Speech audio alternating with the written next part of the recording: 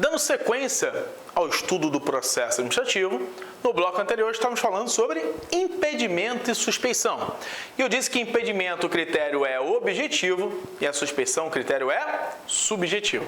Vamos ver como é que funciona? Vem comigo. Diz aí na tela, ó, segundo José Naufel, temos que impedimento é a circunstância que impossibilita a pessoa de exercer regularmente suas funções ou que a proíbe de realizar certos atos jurídicos. Então, ele está impedido. Suspeição é o fato de se duvidar da imparcialidade de um determinado juiz, ou seja, alguém que vai julgar alguma coisa. Isso pode ser no processo administrativo ou no processo judicial. Então, os critérios de impedimento são critérios objetivos, são circunstâncias objetivas. E da suspeição são fatos suspeitos, são fatos subjetivos, de subjetividade. Olha o que diz aí o artigo 20. A suspeição, em seu artigo 20, é uma faculdade, a arguição da suspeição quando a autoridade ou servidor tem amizade íntima ou inimizade notória com algum dos interessados, ou com respectivos cônjuges, companheiros, parentes ou afins até o 3º grau, é o que diz a lei da 9784. Do indeferimento da alegação de suspeição, poderá ser objeto de recurso sem efeito suspensivo. A principal diferença entre os institutos do impedimento e da suspeição é que, no impedimento, a autoridade julgadora de um processo gera uma presunção absoluta de incapacidade para a prática do ato, ao passo que a suspeição gera uma presunção relativa de incapacidade.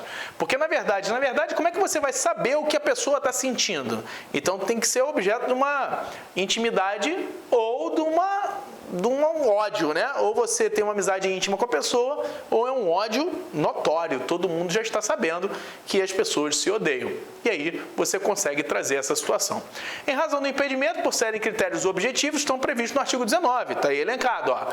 Tem interesse direto ou indireto na matéria, venha participar como testemunha, perito ou representante, ou se tais situações ocorrerem em relação aos parentes até o 3º grau, incluindo aí cônjuge, companheiro, parente. E esteja litigando judicial e administrativamente com o interessado ou com seu respectivo cônjuge ou companheiro. Então, são critérios, circunstâncias objetivas, previstos no artigo 19, enquanto que a suspeição são situações ou fatos subjetivos. Tem que comprovar que as pessoas têm uma amizade íntima ou uma inimizade notória. Beleza?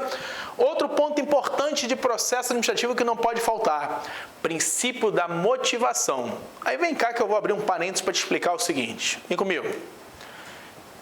Motivo é diferente de motivação. Um ato administrativo tem requisito, elemento de validade. Então, tem aqui motivo. Requisito ou elemento de validade. Beleza? Isso aqui é o motivo. Motivação. Princípio que, na verdade, traz que é a explicitação dos motivos.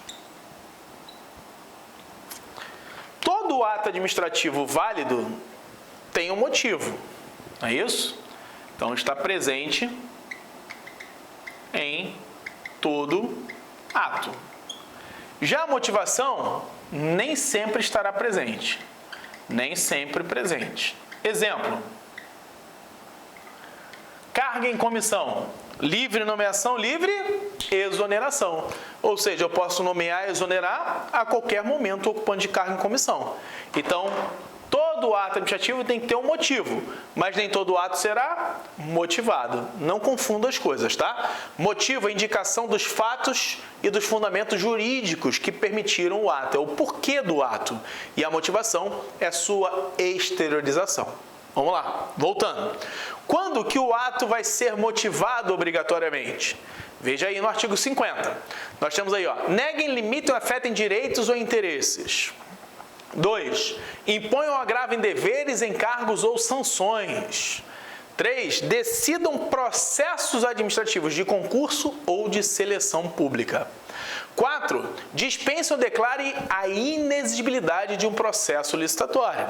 5. Decidam recursos administrativos. 6. Decorram de exercício de reexame de ofício. 7. Deixem de aplicar jurisprudência firmada sobre a questão ou discrepem de pareceres, laudos, propostas e relatórios oficiais. 8. Importem anulação, revogação, suspensão ou convalidação de ato administrativo. Cabe ressaltar que essa lista do artigo 50 é uma lista exemplificativa. Não se exaure nela, não é uma lista taxativa. Mas esses casos aí eu tenho que motivar obrigatoriamente. No parágrafo 1º do artigo 50, você tem o que ele chama de motivação aliunde, ou per relationem, que é justamente a motivação que se fundamenta em atos ou pareceres anteriores. Olha o que diz o artigo 50, parágrafo 1º. A motivação deve ser explícita, clara e congruente, podendo consistir em declaração de concordância com fundamentos de anteriores pareceres, informações, decisões ou propostas que, nesse caso, serão parte integrante do ato. Então, ele disse que, quando eu motivo aquele processo administrativo, aquela decisão, baseada em pareceres anteriores, eu tenho a chamada motivação aliunde, ou per relationem, é o nome dessa motivação. Dando sequência, nós temos na Lei de Processo Administrativo os recursos inerentes aos atos praticados pela autoridade, pode ser o pedido de reconsideração ou recurso hierárquico, e temos a possibilidade de revisão do processo, que só pode ser feita quando tiverem exauridos os recursos ou não for mais possível, em razão da decorrência do decurso do prazo. A revisão do processo distingue-se dos recursos em algumas características. Vamos ver? O recurso administrativo independe de caução, essa é a regra. O efeito é devolutivo, excepcionalmente pode ter efeito suspensivo, havendo justo receio de difícil e incerta reparação. Tramita em até 3 instâncias, se não houver previsão legal em lei específica. Há possibilidade de conceder o efeito suspensivo, conforme nós falamos. O prazo para interposição, quando não houver previsão legal, é de 10 dias, e pode ocorrer a reformatio impediens, ou seja, posso reformar para prejudicar no recurso administrativo. E os mesmos legitimados que iniciam um processo são legitimados também para recorrer.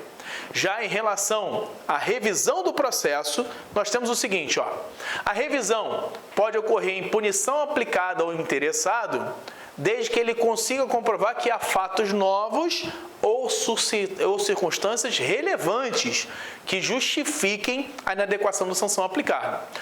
Diferentemente dos recursos, a revisão não tem tempo, ou seja, ela é imprescritível e não se admite a reformatio impediens na revisão. Admite-se a reformatio in melius, impediens é vedada, então não posso aplicar reformatio impediens na revisão do processo. As sanções em decorrência de um processo administrativo pode ter basicamente 2 situações. Ou é de natureza pecuniária, por exemplo, multa, ou ela é de obrigação.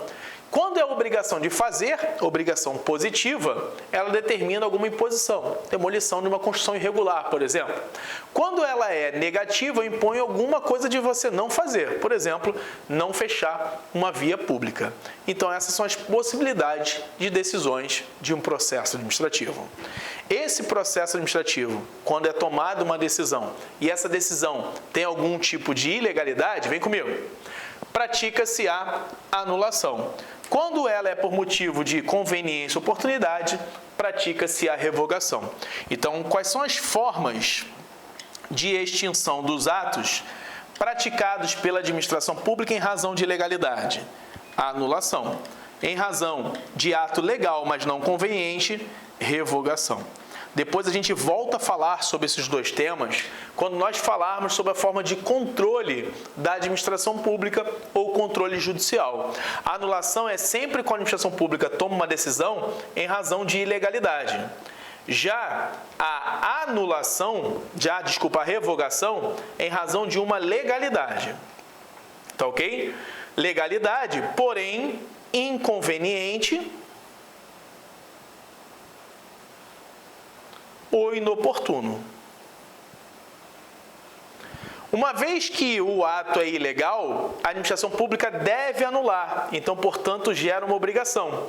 Em razão do ato ser legal, porém não conveniente, ela pode revogar. O resultado da anulação com efeitos no tempo, regra geral, são efeitos retroativos, ou seja, são efeitos ex tunc. Já a revogação, os efeitos são não retroativos, ou seja, são efeitos proativos. Nós vamos entrar em mais detalhes quando nós falarmos da forma de controle dos atos da administração.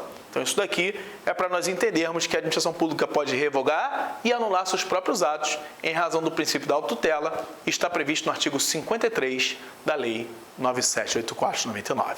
Beleza? Vamos encerrar esse bloco por aqui e a gente encerra, portanto, o tema processo administrativo.